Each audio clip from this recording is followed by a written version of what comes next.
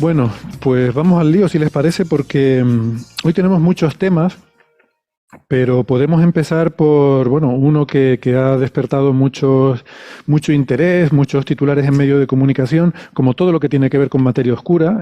Siempre es un tema, desde luego, muy atractivo. Y no me refiero solo a la atracción gravitatoria, que ya sabemos que es el 80% de toda la masa del universo es materia oscura, pero nos referimos al trabajo que se ha publicado recientemente, en el que una serie de autores pues encuentran una galaxia que no requiere materia oscura. Además, en el título del artículo que se ha publicado, creo que es en Astronomy and Astrophysics, en Monthly Notices Monthly of the Notices. Royal Astronomical Society, sí, empieza diciendo: no se necesita materia oscura, no need for dark matter, dos puntos. Bueno, la galaxia ultradifusa AGC 114-905, Bien, ahora le vamos a dar la palabra a Nacho Trujillo, pero antes yo quería decir que creo que esto lo ha malinterpretado mucha gente, sobre todo este comienzo del título de "no se necesita materia oscura", como algún indicio de que los modelos actuales que tenemos basados en la materia oscura podrían estar equivocados. Ya sabemos que la materia oscura es muy antipática y la gente la odia. No sé por qué. Hay mucha gente que le gustaría que se encontrara otra explicación a toda la física que observamos en el universo que no requiera de materia oscura. Bueno, lamentablemente o no, las cosas son como son, no como nos gustaría que fueran, y todo apunta de forma abrumadora a que existe esta sustancia que llamamos materia oscura. Otra cosa será lo que es, que no sabemos lo que es, pero que haberla hayla, ¿no? Yo aquí quiero Y creo, recalcar una cosa que siempre me gusta decirlo porque me encuentro mucha gente pensando que la materia oscura es algo que se sale de la teoría y se está tratando de encontrar. Pero es totalmente al revés. Es una cosa que hemos visto sus efectos y estamos tratando de explicar. uh-huh, Es algo que está, algo que hemos medido, no algo que se ha hipotetizado y que puede que no esté. claro. Y se ha visto en muchos sitios además, y hay muchas evidencias, y además todas apuntan a la misma proporción, ese 80 y pico por ciento de materia oscura, algo menos del 20% de materia bariónica, en diferentes áreas, en cosmología, en estudios de galaxias, de dinámica, todo esto, ¿no? La cuestión es que el hecho de que exista galaxias que no tengan materia oscura, de hecho, refuerza la idea de que la materia oscura existe, porque las alternativas se basan en decir que no entendemos la gravedad y que la gravedad realmente funciona de una forma diferente, pero claro, no tiene sentido que la gravedad funcione de forma diferente en unas galaxias y no en otras, ¿no? Entonces, este es un tema del que ya hemos hablado abundantemente, sobre todo hemos hablado con Nacho, porque hubo una primera controversia con una serie de descubrimientos, creo que fue en 2019, Nacho, corrígeme, o 2018 quizás, cuando empezó este tema. 2018 creo que sí. Sí, 2018, cuando el grupo de Peter Van Dokkum hizo estas observaciones con las que afirmaban que estas galaxias DF2 y DF4 eran galaxias carentes o por lo menos muy deficientes en materia oscura, ¿no? De alguna forma postulándose como los descubridores de la primera galaxia sin materia oscura. Por cierto, todo eso llevó a una serie de discusión, porque otros investigadores, entre ellos Nacho y sus colaboradores, cuestionaron y discutieron esa afirmación, diciendo que en realidad las galaxias estas de Van Dokkum eran perfectamente normales, solo que se habían equivocado o estaban asumiendo una distancia incorrecta a estas galaxias, ¿no? Y el asunto tuvo tanto recorrido que es que tenemos hasta una entradilla, yo me había olvidado, vamos a ponerla, que hace mucho tiempo que no la ponemos. Coffee Break presenta La galaxia de Van Dokkum. Es que es maravillosa, no es por nada, es maravillosa. Bueno, tuvimos muchos programas en Coffee Break hablando sobre la galaxia de Van Dokkum y si tiene o no materia oscura, ¿no? Si quieres, Nacho, podemos empezar por ahí el tema. Bueno, pues podemos empezar por el principio, y es que se conoce desde hace mucho la existencia de galaxias sin materia oscura, que se llaman galaxias enanas de marea, en inglés Tidal Dwarf Galaxies. Se entienden que son objetos transitorios. Son objetos que por el colapso de dos grandes galaxias se expulsa gas y estrellas, y en esa expulsión de gas, en esos chorros de expulsión de gas, podrían formarse estrellas, y allí, pues, durante un cierto tiempo, una transición de unos miles de millones de años, que en escala astronómica es un periodo relativamente corto de tiempo, podrían existir estructuras que uno visualmente entendería que son galaxias, pero que son asociaciones transitorias de estrellas y que finalmente pues, se disolverían en el halo de la galaxia o lo que sea. Esos objetos se conocen y se sabe que podrían estar carentes de materia oscura. Entonces, ¿cuál es el problema? ¿Cuál es la novedad y por qué este tipo de galaxias que están apareciendo ahora, las del grupo de Yale o este grupo de holandés, es tan interesante? Bueno, la razón es que se cree que estas galaxias no están relacionadas con estas galaxias formadas por colas de marea, por interacción de otras galaxias. Entonces, el problema que tenemos siempre no es que una galaxia no tenga materia oscura. Sabemos cómo quitar materia oscura. Lo que no sabemos es cómo formar una galaxia pequeña sin materia oscura. Ese es el gran problema, ese es el debate. Si se pueden formar galaxias pequeñas, enanas, como las que estamos hablando aquí o la que vamos a hablar ahora, sin materia oscura, pues dentro del paradigma actual no sabemos cómo formarla, no sabemos cómo hacer colapsar un objeto con poca masa para formar una galaxia de este tipo. Entonces, claro, como todo esto se trata de un problema estadístico, uno podría pensar, bueno, el universo es muy grande, podría haber alguna que, aunque la probabilidad sea de una entre 1.000 millones, si has estudiado 1.000 millones de galaxias, alguna podría salir. Vale. Entonces, la cuestión interesante ahora es ir, cada vez que aparece uno de estos objetos, ir investigando cuál puede ser la causa detrás de este objeto. Es un objeto raro per se, es un objeto que no tiene materia oscura porque se le ha arrancado la materia oscura porque está interaccionando con otro objeto cercano, y ese son el tipo de... la galaxia es normal, pero se ha medido mal la distancia y por lo tanto tiene materia oscura. Entonces, cada vez que sale un objeto de este tipo, vamos, lo analizamos en detalle y vamos viendo si podemos explicar sus propiedades. Por ejemplo, ¿cuál es el interés de esta nueva galaxia? ¿Vale? Bueno, pues esta galaxia, ¿puede ser que se le haya medido mal la distancia? No. La galaxia está muy lejos. Entonces, cuando los objetos están muy lejos, utilizar la velocidad a la que se están alejando de nosotros, que el desplazamiento al rojo, se vuelve una herramienta muy segura, porque los movimientos, o sea, esa velocidad que uno mide, se ajusta y se corresponde muy bien con la expansión del universo. En galaxias cercanas ese no es necesariamente el caso, porque en galaxias muy cercanas la velocidad que uno mide es la contribución de la expansión del universo, pero también la propia velocidad que los objetos tienen por el hecho de que están interaccionando gravitacionalmente con otras galaxias cercanas. Entonces, el uso de la velocidad a la que se aleja la galaxia no es un buen indicador de distancia. Esta galaxia nueva no tiene ese problema. La galaxia nueva está muy lejos y por lo tanto, bueno, te puedes equivocar un poco en la distancia, pero no está cerca ni está muy lejos, está probablemente a la distancia que se está alejando, que se está indicando, que en este caso pues son pues casi, no tengo el número exacto, pero creo que eran casi 300 millones de años.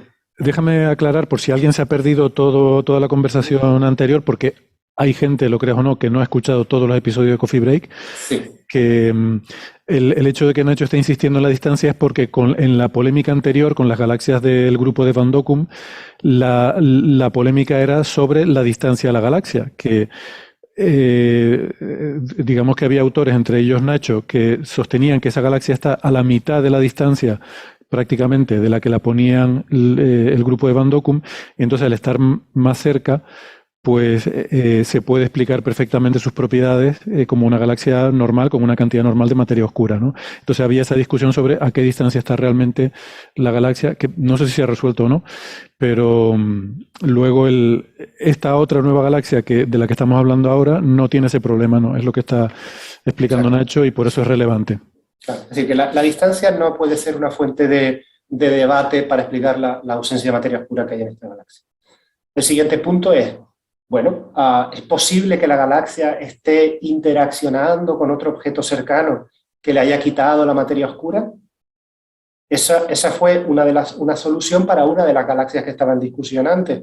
Recordarán el artículo de Mireia Montes, muy profundo, de una imagen muy profunda que se veían las colas de marea, y por lo tanto había indicios suficientes para pensar que la materia oscura se la había eliminado y que por lo tanto esa era la razón por la que la galaxia tenía falta de materia oscura. Este caso no, este caso es muy interesante porque la galaxia está bastante aislada. Uno se baja la imagen y aparentemente no hay nada alrededor.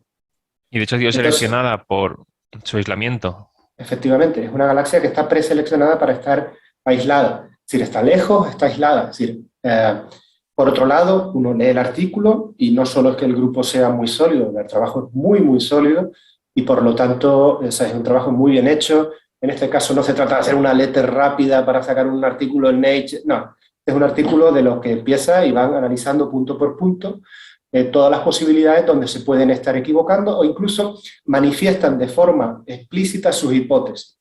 Y aquí las hipótesis son la clave, yo creo, para entender qué puede estar pasando.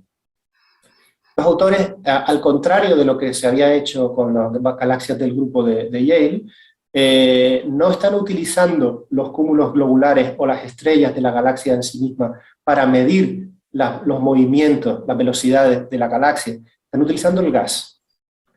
El gas, como saben, ha sido clave en el estudio de las galaxias históricamente para poder explorar la dinámica de los objetos hasta distancias muy grandes con respecto al centro.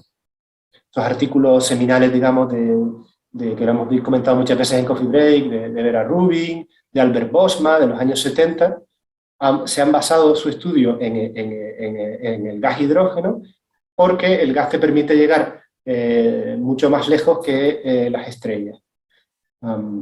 Bueno, entonces, ellos han basado su análisis en una curva de rotación, como, digamos, como los padres digamos, como los trabajos clásicos de los estudios de donde aparecen de los primeros indicios de materia oscura en galaxias, utilizando curvas de rotación del gas. Entonces, hacen un trabajo muy fino, como comento, el grupo es muy sólido y controlan mucho este tema, y miden que hasta donde ellos son capaces de medir, una galaxia pequeña, por lo tanto no pueden ir muy, muy lejos, pero hasta donde miden, con las estrellas y el gas que tienen, es suficiente para explicar la curva de rotación. Ahora bien, vamos ahora al siguiente paso en el nivel de refinamiento para entender lo que hacen. Siguiendo lo que uno suele asumir con galaxias masivas, como la Vía Láctea, que son del orden de unas 300 veces más masivas que la que estamos estudiando, que es una galaxia enana, es natural pensar que el gas se distribuye de una forma en un disco plano, es decir, un disco muy fino, y entonces esa es la geometría que se asume para poder interpretar los datos. Y esto es absolutamente clave. Uno no sabe cómo se orienta una galaxia. O sea, uno ve una proyección y tiene que asumir una cierta geometría tridimensional para pasar de esa proyección en 2 dimensiones que uno ve en el cielo a una estructura tridimensional a la cual aplicarle un modelo dinámico y por lo tanto inferir un modelo de distribución de masa. Estos autores suponen que el gas de esta galaxia se distribuye en un disco plano siguiendo la misma hipótesis que sigue la gente que estudia galaxias mucho más masivas como la Vía Láctea, ¿no? Por ejemplo. Entonces, ahí hay un punto clave que ellos mismos debaten, es decir, que no lo ocultan. Dicen, estas son nuestras hipótesis, se distribuye en un disco plano el gas. ¿Y por qué esto es clave? Porque si uno asume que la distribución del gas es un disco plano, puede pasar de forma casi, digamos, sencilla o trivial de la proyección bidimensional a la estructura tridimensional. ¿De acuerdo? Porque es como coges lo puedes entender fácilmente, coges un CD y lo orientas en diferentes orientaciones. Si, como el CD es plano, o sea, tú sabiendo exactamente la elipse que forma la proyección, puedes deducir la orientación, la inclinación. ¿Y por qué los galaxiplanistas? Del gas, estamos hablando del gas, ¿no? ¿Y por qué la corrección de la orientación es clave? Para que lo entienda todo el mundo. O sea, todos estos trabajos, lo que se hace es, yo tengo que, a partir de una velocidad proyectada que yo mido, tengo que pasar a una velocidad proyectada, una velocidad tridimensional, ¿vale? Este problema lo tienen continuamente todos los astrónomos. Cuando quieren medir, por ejemplo, las masas de los planetas y todo eso, tienen que asumir una cierta geometría. Es decir, cualquiera que quiera interpretar una curva de rotación tiene que asumir una geometría, una cierta proyección, ¿no? Entonces, ellos dicen, bueno, nosotros observando, con nuestra hipótesis de que el disco es plano y observando la forma elíptica de nuestras curvas, hacemos una corrección de la velocidad x. Evidentemente, si esa corrección de la velocidad se queda escasa, la cantidad de masa inferida es menor que la real. Y al contrario, si uno sobrecorrigiera la velocidad, le saldría menos masa, si le saldría más masa de la real. Por eso la corrección de inclinación de lo que están haciendo es absolutamente clave. Insisto de nuevo, si se han quedado cortos en esa corrección, van a interpretar que la masa de la galaxia es menor que la que realmente tiene. ¿Vale? Evidentemente, entonces aquí está toda la clave de la cuestión. ¿Es razonable pensar que el gas en una galaxia enana pequeña se distribuye en un disco plano, en un disco con poco grosor? ¿Sí o no? Y aquí es donde está el debate. ¿Vale? En ese debate ellos no entran. Hacen un debate profundo de cuán bien están midiendo la inclinación. Y también hacen explícita su hipótesis de que asumen que es un disco plano. Ahora bien, si no se distribuyera el gas de forma plana, la interpretación de las curvas de rotación, que es lo que los astrónomos miden, es mucho más compleja. Y aquí está la dificultad. Y es, ¿qué sabemos de la distribución del material en galaxias de tan baja masa como esta? ¿Hay indicios de que para galaxias enanas de tan baja masa la hipótesis de un disco plano es una buena hipótesis? ¿Sí o no? Pues al parecer no. En estos objetos donde la inyección de energía en el material es tan importante porque tiene supernovas y el material y la cantidad de estrellas que tienes y gas es relativamente pequeño, deforma bastante la geometría del objeto. Entonces, estos objetos suelen ser vistos más bien como obleas, como discos gruesos, con discos con bastante grosor. En general, estos son estudios estadísticos, podría haber alguno que no, y no sabemos si este es el único que no, pero en general, si uno tuviera que poner dinero, encontraría que la hipótesis de un disco fino no es una buena hipótesis para explicar un objeto de esto. Simplemente porque la gravedad no es lo suficientemente intensa como para permitir una curva plana, sino que es más bien un material turbulento. Entonces, aquí está la clave de todo. Como nosotros no sabemos, si bajo la hipótesis de que el disco es intrínsecamente grueso y no plano, incluso aunque estuviera proyectado perfectamente de cara a nosotros, no apreciaríamos aunque la inclinación no fuera muy grande, podríamos apreciar que el objeto tiene una forma que no se corresponde con su inclinación, o sea que es más complejo. No sé si me explico. Un balón de rugby, o no sé, estoy tratando de pensar en ideas que puedan pensar, bueno, lo podría estar viendo de cara, sea lo que signifique eso, pero aún así lo veo elíptico. ¿Me explico? Entonces, o sea, dices que sea un elipsoide, más que un disco plano que lo estés viendo inclinado, podría ser un elipsoide con tres ejes diferentes, ¿no? Claro, y en ese caso la corrección no es nada trivial. Porque, entonces, si por casualidad este objeto está menos inclinado, más de cara de lo que ellos han propuesto, entonces se han quedado cortos en la corrección, ¿vale? Y al quedarse cortos en esa corrección puede que haya más material. Pero entonces, dime. Ellos hacen o sea, les sale al revés, ¿no? O sea, dicen que si pusieran un grosor mayor, les saldría como mayor inclinación, entonces irían más todavía en el sentido de sus resultados. Creo que lo ponía en la página 4. Sí, algo comentan de lo que se pueden estar equivocando, pero no, hasta donde yo sé, no tienen en cuenta siguen teniendo una geometría de forma de disco, ¿no? Sí. ¿Vale? Es que el programa que usan...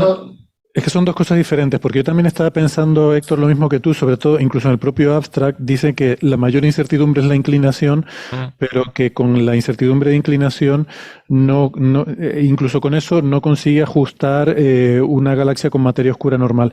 Pero creo que o sea, una cosa es la incertidumbre de la inclinación de un disco plano, y otra cosa es la hipótesis de que tenga un volumen tridimensional, ¿no? Sí, es que el programa que usan yo lo he utilizado para datos de ALMA y lo que hace es ajustar. Lo que tienes es que normalmente lo que se usa es tú pillas una línea del espectro y haces como un mapa. Entonces en cada punto tienes la velocidad hacia ti o en dirección opuesta. Entonces ajusta todo eso y tú lo puedes decir que como modelo pilla un disco totalmente plano o un disco con un ligero grosor o cosas de ese tipo. Entonces el programa este permite ajuste con grosor. O sea, lo puedes decir que, incluso puedes decir el grosor que salga o el grosor típico de una galaxia. Entonces se puede hacer. Entonces, no recuerdo ahora si lo habían ajustado de esa forma y lo habían Pero comprado. aquí vamos más allá. La cuestión es, al usar, es decir, para galaxias de este tipo, la pregunta clave es cuán buena es la hipótesis de que todo se puede explicar en base a rotación pura, la dinámica, y no tenemos también contribuciones importantes de turbulencia, por ejemplo, Sí. ¿sí? Algo que no te complique el modelo dinámico, ¿vale? Porque al final estos problemas suelen pasar mucho. Si uno le pone todo el peso a la explicación de que el sistema es puramente rotacional, ¿vale? Entonces estás perdiendo la parte que viene de la contribución asociada a los movimientos, digamos, más caóticos de las turbulencias y eso. Viceversa, si uno asume que no hay rotación, está perdiendo la posibilidad de que haya energía. Entonces, todas estas contribuciones a la dinámica juegan un papel a la hora de estimar la masa que tiene un objeto. Entonces, de ahí la complicación de saber todo eso. Ellos proponen que en el futuro van a hacer mejores medidas, más finas, con lo cual podrían entrar a detallar todo esto en más detalle. También ahora mismo faltan observaciones profundas que nos pudieran dar pistas de hasta qué punto, observaciones profundas en el óptico, ¿no? De hasta qué punto la hipótesis de que el objeto es regular y que no está interaccionando con algo que todavía no seamos capaces de ver porque es de baja masa y pueda estar afectando a la estructura interna del objeto, pueda estar complicando el análisis. Es decir, que sí, que es muy buen candidato, no tiene algunos de los problemas que tenían otros objetos, pero estos son los problemas que puede tener. Es decir, todavía no es... Sí, no hay un resultado absolutamente limpio, como casi nada, porque podría ser más compleja la dinámica del objeto de lo que se está asumiendo. O sea, ¿tú lo consideras quizás el candidato más prometedor a galaxia que no tiene materia oscura aislada? O sea, que esa carencia de materia oscura no pueda ser explicada por interacciones que se le hayan arrancado. Eso parece complejo, si bien es de asumir, si bien es cierto que al carecer de una imagen muy profunda de este objeto, no podemos todavía descartarlo del todo. Es cierto que alrededor no hay nada, y si pasó hace mucho tiempo, con lo cual se complican estas hipótesis de asumir que se les ha arrancado. Si se le arranca, ¿cómo sobrevive? Es complicado. Entonces, lo que quiero incidir es que es un objeto muy interesante, un análisis muy sólido, muy creíble, pero quedan todavía una serie de cabos sueltos para decir, hemos encontrado un objeto finalmente candidato a que no tenga materia oscura.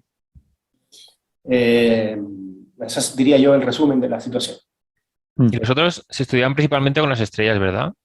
Efectivamente. Y las estrellas tienen ventajas e inconvenientes. La ventaja es que estás mucho menos afectado de problemas relacionados con turbulencia, o, el gas es más fácil o sea, el gas tiene sus propias dinámicas, además de la propia gravedad, digamos. El gas al tener lo que se llama disipación, de alguna forma, es decir, al autointeraccionar de forma más efectiva que lo que pueden hacer las estrellas, que solo lo harán vía gravedad, pues es mucho más complicado distinguir qué parte es puramente gravitatoria de qué otras cosas podrían ser.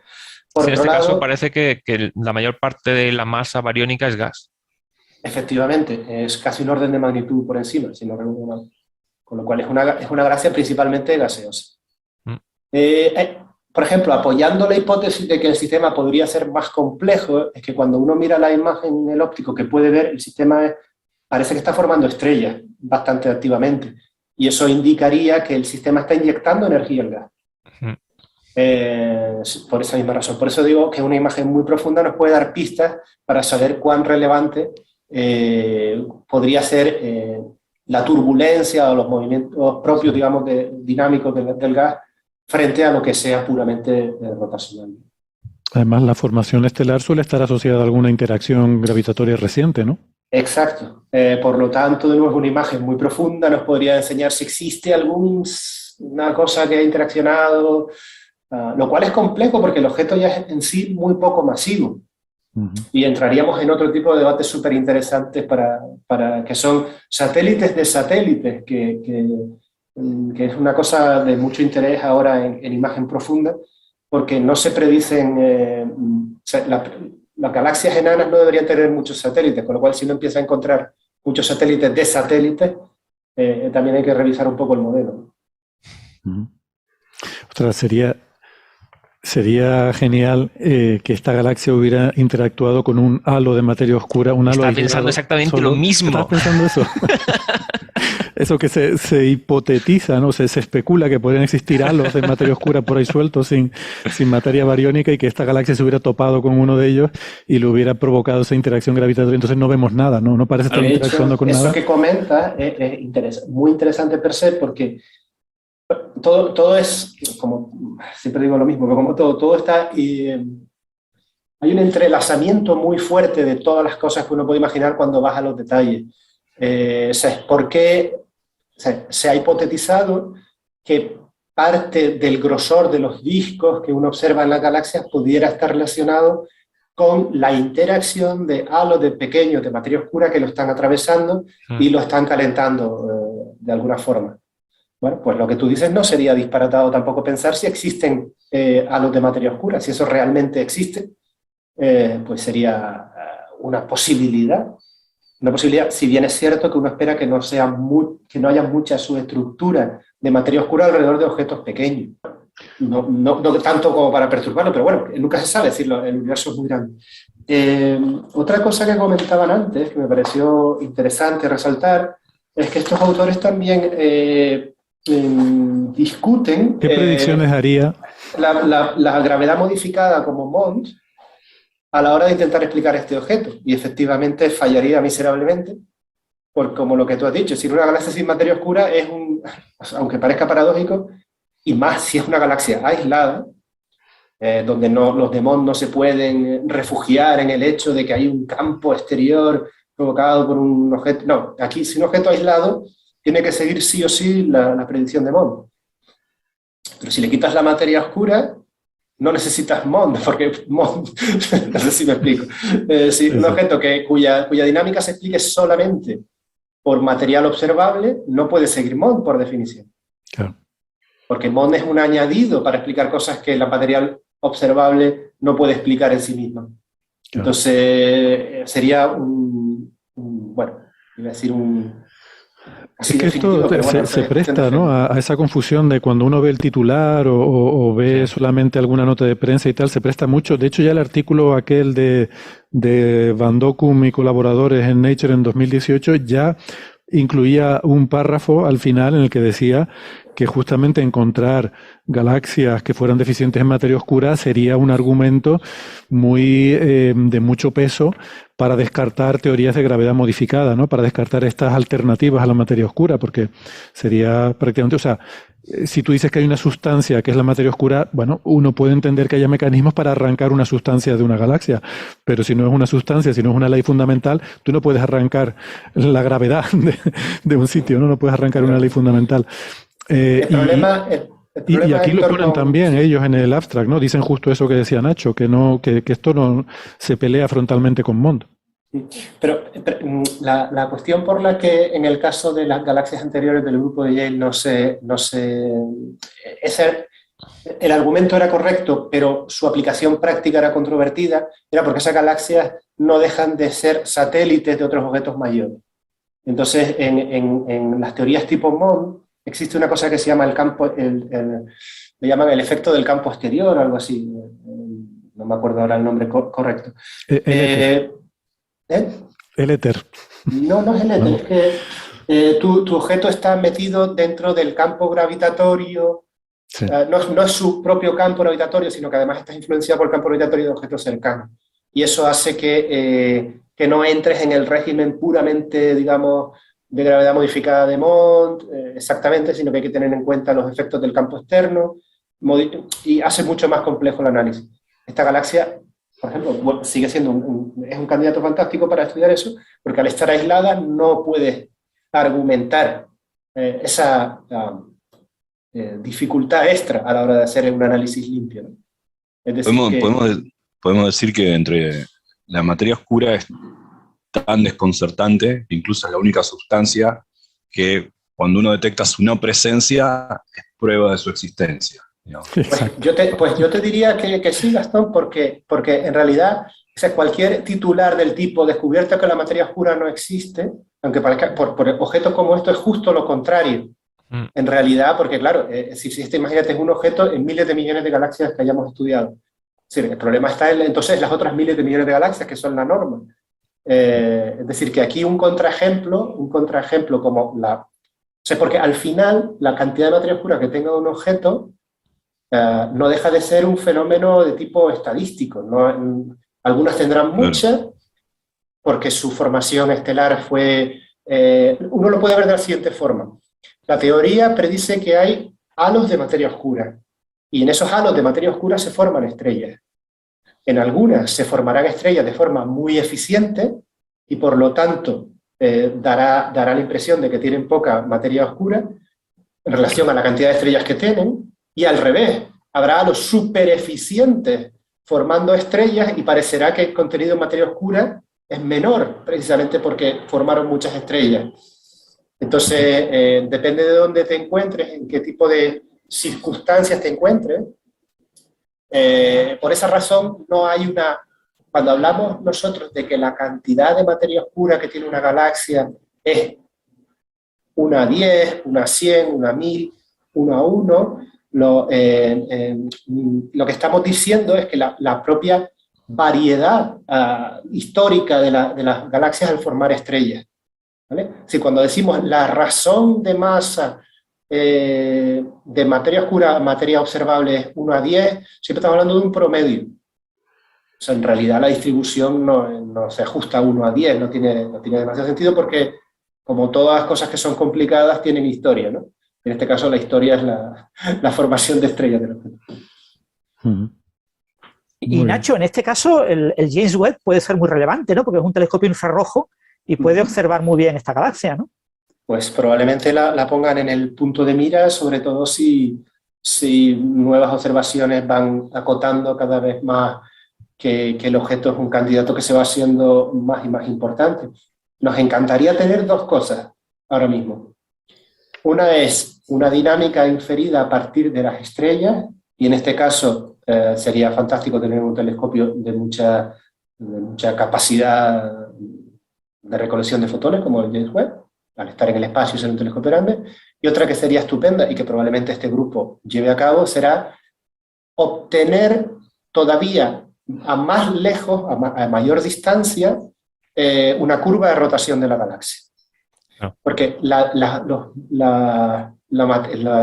material observable, tanto estrellas como gas, está decayendo y han llegado hasta tan lejos como han podido, pero si siguen observando más profundo podrán ir más lejos. Y eso sí sería absolutamente clave, porque si la curva de rotación no decae, sino se mantiene plana, significaría que la materia oscura está en la parte de fuera.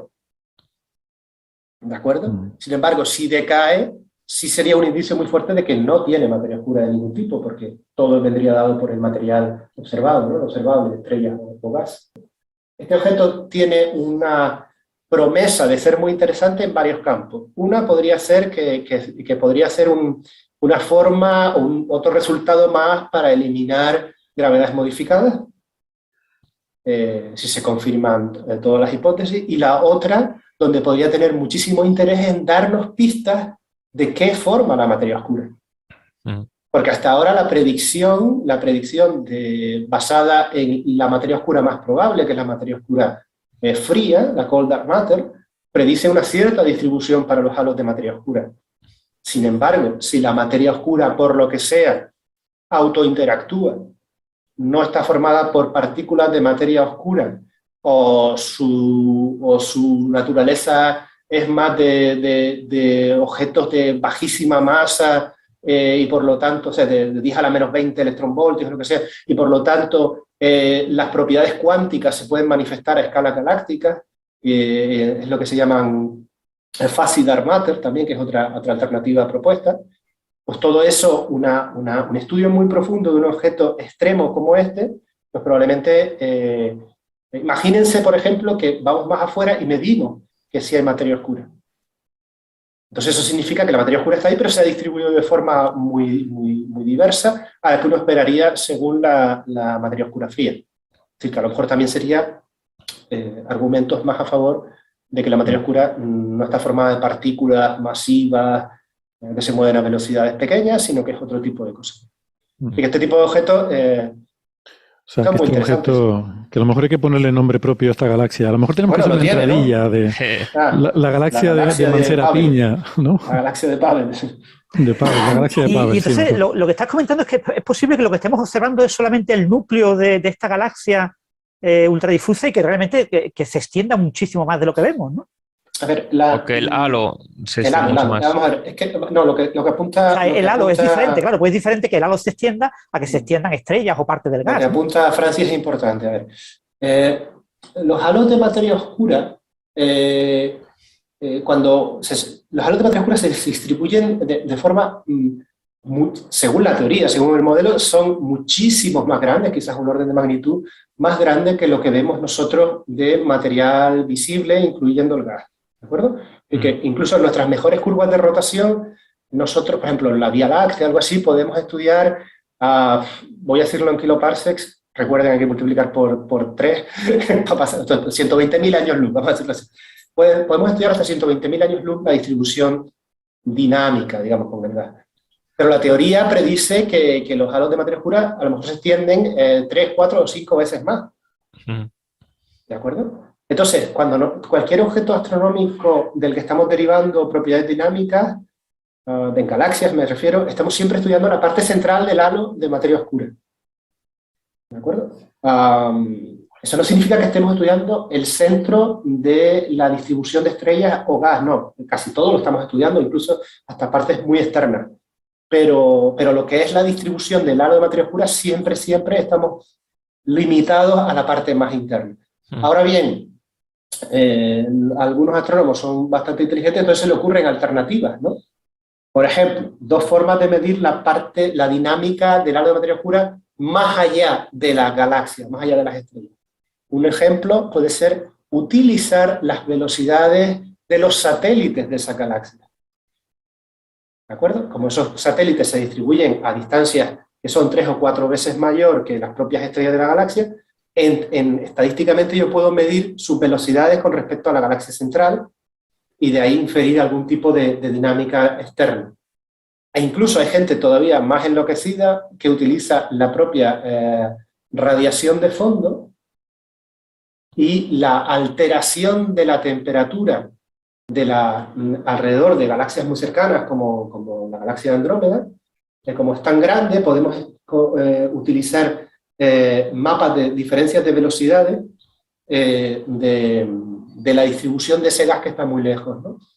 Y de esos estudios también pues, se pueden inferir, todavía eso no está muy explotado, pero de ahí se podrían explorar cuál es la dinámica del halo en las partes más externas. Bueno. Yo quería aclarar un par de dudas que he visto en el chat. Ajá. Que bueno, tenemos que haber explicado. O sea, cuando hemos dicho que la formación estelar inyecta energía al gas, es básicamente porque las estrellas emiten radiación y luego explotan como supernova, las que son muy masivas. Entonces, eso imparte un montón o sea, calienta y empuja el gas a su alrededor. Entonces puede hacer que el gas sea más turbulento que si no hay formación estelar. Y otra es de cómo se ha medido esta galaxia. Estas observaciones, que no lo hemos dicho tampoco. O sea, se ha medido el gas con ondas de radio. Porque el hidrógeno emite, o sea, tiene una transición, la molécula o sea, el átomo de hidrógeno, que el electrón cambia de un estado a otro. Entonces, a una frecuencia muy concreta, emite una línea muy conocida, en ondas de radio, de hecho se observó con el Very Large Array, que es el de la película Contact, el de muchas antenas parabólicas. Y 2010. También. Entonces, con ese radiotelescopio, o radiointerferómetro, digamos, porque combina las señales de todas las antenas, es como se ha medido la distribución del gas y su velocidad en torno a la galaxia. Aprovechado un momento, Héctor comentaba estas cuestiones del gas, para mirar precisamente lo que habíamos comentado antes de cuánto podrían estar equivocándose en la inclinación, y está en la nota a pie de página número 4 del artículo, por si alguno quiere mirar un detalle más técnico, y es: ahora mismo ellos están haciendo la hipótesis de que la inclinación de la galaxia es del orden de unos 30 y pocos grados. Sin embargo, si la galaxia no fuera estrictamente plana su distribución de gas, sino que tuviera una cierta triaxialidad, que hemos hablado, un cierto grosor, podría ser tan bajo como 10 grados. Bueno, pues esa diferencia entre 30 y 10 grados marca mucho después a la hora de inferir cuál es la verdadera velocidad del objeto, y hace que su curva de velocidad pues pase a ser todavía mayor, y por lo tanto la cantidad de materia que tiene también sea mayor. Entonces ya habría muchísimo menos, ya necesitarías materia oscura. Sí, eso significaría que está la galaxia como elongada hacia nosotros, o sea, en la dirección de la línea de visión estaría elongada hacia nosotros, de forma que la elipticidad que vemos no correspondería a un círculo, sino a algo más alargado. Entonces, con la elipse que vemos, si es un círculo tendría como 30 grados de inclinación, pero si es una elipse alargada hacia nosotros tendría más inclinación para ver la forma que distinguimos en el cielo. Sea como fuere, la crítica principal, y vuelvo a insistir sobre el punto que hicimos antes, y ya con esto me callo, la crítica principal es: muy bien, ustedes han hecho un estudio fantástico, lo han hecho todo muy bien, han incluso puesto una nota a pie de página diciendo dónde está el aspecto más débil, pero es que resulta que ese aspecto más débil parece ser la norma, o sea, ese ensanchamiento intrínseco de este tipo de objetos parece ser la norma en todas las galaxias de este tipo de masa que hemos estudiado, con lo cual, bueno, pues es una crítica razonable pensar que todavía eso hay que explorarlo en más detalle, ¿no? Último detalle. Este estudio es estudio con mayor resolución o mejores datos de una muestra como de 6 galaxias que tienen, ¿no? No serías el único caso y se tendría que coincidir que todas están alargados el disco en dirección al observador. Entonces, es un detalle de hecho, el autor ha comentado que están preparando el artículo con otra de esas galaxias, claro, ¿no? De las dos que más se desvían de la relación de Tully-Fisher, esta es la que más se desvía, y la siguiente que más se desvía va a ser el objeto que van a estudiar en un próximo artículo, y veremos qué resultados publican. Curiosamente, en este sentido, nuestro compañero Jorge Sánchez, porque este tipo de trabajos suelen aparecer recurrentemente, por ejemplo, basados en hidrógeno y tal. Hace poco hace como, no sé, 1 año y medio, 2 años, un grupo de astrónomos chinos también encontraron una fracción de como un 10 o un 20% de objetos que, utilizando H1 de esta masa, no tenían necesidad de materia oscura. Y eso es exactamente lo que uno espera si no se tiene en cuenta la geometría correcta a la hora de corregir. Es decir, que es normal que aparezcan, van a aparecer varios objetos como estos, sin duda, pero que su interpretación podría ser natural simplemente por el hecho de que no rotan en un disco. Sí, de ese artículo de Jorge Sánchez al respecto de estas galaxias del grupo chino estuvimos hablando también aquí en Coffee Break, me acuerdo, no recuerdo en qué episodio, pero... Y este hombre, el primer autor del paper, el Pavel Mancera, habla español, ¿no? Por lo menos escribe español. Sí, es mexicano. Ah, mexicano. Sí. Que de repente nos apareció en el hilo de Twitter respondiendo dudas. ¿Ah, sí? Sí. Sí, le ha contestado dudas a mucha gente, por lo que he estado viendo. A lo mejor busco el nombre de la galaxia, porque estamos ahí de cachondeo y de repente aparece el autor diciendo: por cierto, he visto que habéis preguntado sobre la distancia y tal. Sí, sí. Hay que tener cuidado. Aquí no hay problema de distancia. Como dice, promete que va a haber un segundo artículo, porque hay una segunda galaxia que también tiene propiedades parecidas. Sí, pues podríamos tratar de contactar con él para ver si se le podía entrevistar. Sí, bueno, ahora les comento las partes débiles. Bueno, salvo que Nacho nos diga que todo esto es... No, es todo lo contrario, pero bueno, lo comentaré ahora. Como se mencionó el nombre de la galaxia en sí, A lo mejor tenía una búsqueda para ver qué se decía del paper. Sí, Claro. debe estar al loro porque está recibiendo mucho eco en muchos medios y estará recopilando todo el eco. Igual, tener un buscador para tu propia galaxia, eso es como narcisismo astronómico en redes Bueno, supongo sociales. para ver cómo lo han tratado, por ver si hay que aclarar algún Claro. tema, cosas de Sí. esas. Yo lo veo bien. Hombre, yo he hecho algún paper, buscar el código del archive en Twitter y ver las Claro. conversaciones de la gente por ahí. Mm. Eso es un poco de voyeurismo. Bueno, eso lo hacemos científico. todos, eso es habitual, ¿no? Para ver un poco Claro. cómo la gente lo... A ver lo que dice la Yo me- gente. Yo me cansé, lo mío no lo lee nadie. Sí los leen, pero no los entienden y no se atreven a comentar. Eso es lo que nos pasa.